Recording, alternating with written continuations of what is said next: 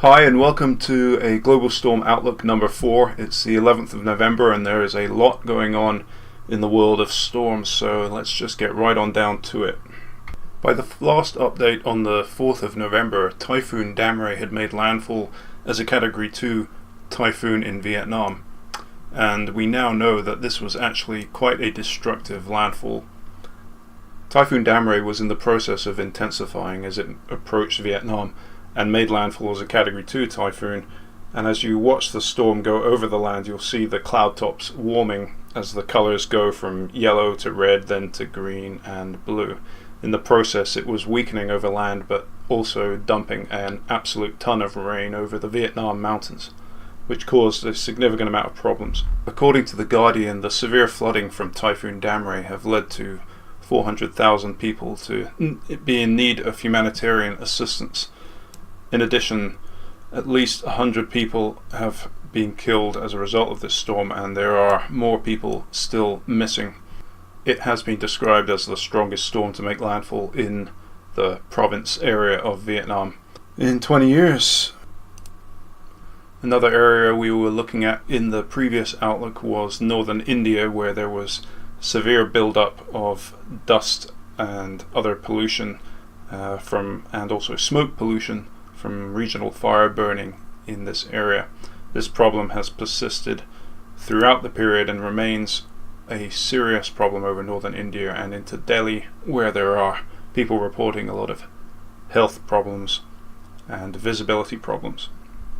Let's take a look at this infrared loop from EUMETSAT for Europe, and we can see a huge blow up of thunderstorms over Italy and into Sicily in this region, but I'm actually interested in this also towards the end of the animation, a system that develops over North Africa, because I'm wondering whether it picked up any sand that we can see, there it is, on the Worldview site. So let's take a look at that. Well, here we go. This is the view on the 10th of November of the Mediterranean, and this is for the Terra Modis satellite composite, and you can see these huge thunderstorms over Sicily, and there's southern Italy. Actually, I think these might be worth a little edit on the contrast, so I'm going to do one of those. These images can be brought into Lightroom. They're JPEGs. It would be great if they were RAW files to bring out even more detail, but we can simply bump up the contrast and lower the lighting to get a better view of, and increase the clarity, get a better view of some of the turbulence as these thunderstorms are bumping up against the boundary between the troposphere and the stratosphere. If we go forward to the 11th of November, we can see if that storm over North Africa was picking up any dust. So this is actually the 11th. The thunderstorms are still ongoing over to the south of Italy here. But let's take a look at North Africa. Here we can see, I'll zoom out a bit, you can see this spiraling system over North Africa. Let's check out and see if we can see any dust getting picked up. Can't really make it out, it's probably underneath all that cloud maybe. Anyway, an interesting setup there. If we look at the current lightning strikes around the world, we can see that those two hotspots, both the thunderstorms to the south and of Italy and heading into Greece, and also the storm system in North Africa, are both registering lightning strikes. And these should both be on the Blitzor Gung network, which is what I will look at now. Right, here is the Blitzor Tung website, which is the volunteer lightning data collection website, and you can hear the lightning strikes ticking away over this region heading into Greece and also over Africa. I can zoom in quickly to Greece and get a slightly more detailed view of these ongoing thunderstorms heading in there. Let's take a look at what the next several days holds for Europe, or may hold for Europe. We've got at the roughly around the initial time, you can see the thunderstorms heading into Greece, indicated by that yellow and red area, and then the stormy areas in North Africa. Right, so as we go forward, we'll see the winds switching round to the north over the UK, bringing a brief burst of colder weather, but this is also bringing in colder weather across Europe and further snow across the European Alps. Heavy snowfall, in fact, by the looks of things. And this moves and develops into another low pressure system over the Italy and Balkans region, bringing more unsettled weather for the Italy and Greece regions and into North Africa. And that's by November 14th. This is the current infrared loop for the West Pacific and South China Sea. The Philippines are in here. And in the previous update we were mentioning how there was a possibility of a tropical cyclone that could develop by the name of Haikui, and that has developed and is over here. And it's this thing. It's not particularly impressive, as was actually kind of indicated in the earlier forecast from several days ago. And that is progressing and weakening and moving towards Vietnam again, likely to bring heavy rain to Hainan, this island, and into Vietnam. This is the current official track of that system from the Joint Typhoon Warning Center, and it shows it heading towards Vietnam, but it's very weak. It's a depression, but still a potential heavy rain event. But it is affecting a different area of Vietnam primarily than Typhoon Damrey.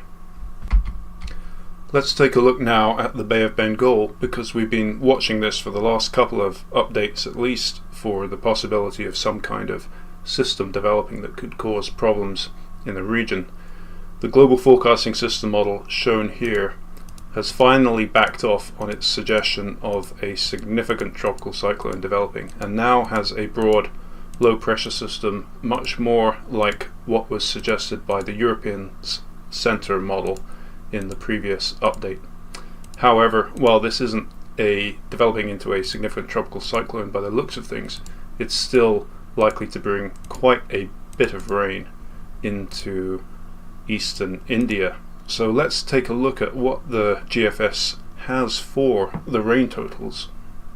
So here we are. This is actually showing the total accumulated rainfall over the simulation as it progresses. So we're starting at the beginning, and the values are low because not much rain has fallen since the beginning of the simulation. But as we progress forwards, you'll see the areas expand and the colors turn from purples and then even into oranges and yellows over eastern India. So what does this actually suggest? It suggests that in these regions we're looking at upwards of 200 to maybe 300 millimeters of rain. That's 30 centimeters of rainfall. That's quite a lot. So we'll be looking at these areas over the next several days for the potential for some significant flooding. The other thing in terms of India, which is really important, is what's going to happen with all of that pollution, dust and smoke that's in the north. So to look at that, we can, in this case, we're looking at the winds at about 2 kilometers altitude to see if there's going to be anything that comes through that can mix all of that junk out of the north. And as we progress forward, this is looking into Sunday, there isn't much, looks very weak winds, but as we progress into Tuesday and into the week, there actually is a disturbance moving into the north and picks up winds that seem to pick up out of the southwest direction. And that will be interesting to see whether that will force some of that smoke and pollution over into Pakistan at that time. Definitely we'll keep an eye on that. And of course, with the system down to the south on the southeast coast, that's also a potentially strong influence, and when that actually comes in, then the wind is switching to the north and the northeast, and that could ultimately suck that pollution off into the Arabian Sea. So it'll be interesting to see how this all looks on satellite and how this all plays out in terms of the pollution situation, which is very severe in North India right now. Let's take a look at North America, and there have been recently very cold conditions in the central and east. Apparently records have been set in certain local locations for record colds at this time of year. As we progress through the forecast, we've got significant storm systems moving into the west coast, the northwest coast of the United States and the western coast of Canada. Looks like very heavy snowfall into the Canadian Rockies, and heavy rain in Seattle, strong winds, Seattle and Vancouver, very heavy downpours. In fact, the rain, if we look at Seattle and Vancouver, the rain seems to begin in earnest on Sunday and continue throughout the whole day and into Monday and even into Tuesday. There's another storm system coming in, so they're really looking at a long period of rainy, heavy rain in Seattle and Vancouver. I wonder what the totals are going to be. I think that would be worth having a look at. Right, well, this is a zoomed in view of the northwest United States and southwest Canada. Vancouver is somewhere in here, and Seattle somewhere in here. I'm not exactly sure, but they're somewhere at those locations. Right, well, let's have a look at the accumulated rainfall, and bear in mind that where it's mountainous, this will have to be converted to snowfall. But for Vancouver and Seattle, it'll be rain, and as we progress through Sunday, you see the colors picking up into the pinks and purples. There are definitely some oranges developing in there. This is now by Wednesday, so from now until Wednesday we're seeing local values up to 9, even 10 inches, but for Seattle and Vancouver it's lower amounts, maybe in the 5-inch range. We shall see. This is just one model example, but a lot of rain for that region for sure. Right, let's wrap up this update with a look at the overall 10-day global forecast, where I can just label on the key features that we've already pointed out. First of all, there's the date over here, so that's ticking away there, 19th, 20th of November. So this is a 10-day forecast. Towards the end of the forecast, it's basically very unreliable bunk, but the first 5 days may be fairly decent. First of all, there's Haikui, which is, honestly, you can barely even see it, but I'll just put on that thing an arrow there to indicate where it is. That's right at the beginning of this simulation, but you'll notice something more significant coming in almost on a very similar landfalling track to Damrey. That is quite far along in the simulation, and as we know, the GFS is not necessarily the most reliable model at longer time scales for tropical cyclones, but there is definitely something in there. The other thing is the Bay of Bengal low pressure system that we've been watching, and that you can see spiraling and impacting northeast India. So let's put a circle in there for heavy rains, particularly locally. We'll see how that pans out. For the Seattle and Vancouver, northeast United States and into Canada area, we were looking at those storms, and you can see those just hammering that area. To me, these look like newsworthy events, potentially causing flooding in these regions, so this may be in the news, especially since it's affecting the United States, of course. There's a very intense looking rain event moving through Japan, and that, in terms of the timing of it, is there, and that's the 18th of November. quite far into the future. Haven't looked much at the southern hemisphere, but Australia at the beginning of the forecast period has these pulsating thunderstorms across the center, and then there's more things happening down in Queensland.